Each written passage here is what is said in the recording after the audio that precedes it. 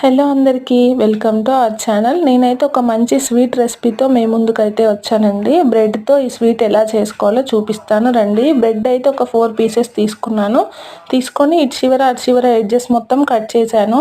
ఆ తర్వాత స్టవ్ పైన దోశ ప్యాన్ పెట్టుకున్నాను. ఆ ప్యాన్ పైన కొంచెం గీ యాడ్ చేసుకొని అది వేడైన తర్వాత కట్ చేసి పెట్టుకున్న బ్రెడ్ ముక్కల్ని ఆ ప్యాన్ పైన వేసుకొని ఇలా కొంచెంగా వేయించుకున్న బ్రెడ్ ముక్కల్ని ఒక గిన్నెలో తీసి పక్కన పెట్టుకొని ఆ తర్వాత స్టవ్ పైన కొన్ని పాలు అయితే పెట్టుకోవాలి.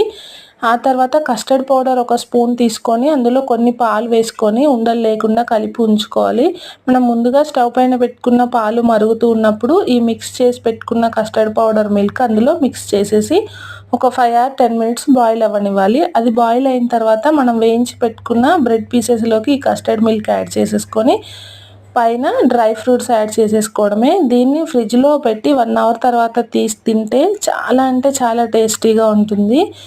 ఇది షుగర్ లేకుండా పిల్లలకు కూడా చాలా మంచిదండి. ఈ వీడియో కనుక నచ్చినట్టయితే లైక్ చేయండి, షేర్ చేయండి, ఛానల్ని సబ్స్క్రైబ్ చేయడం మాత్రం మర్చిపోకండి.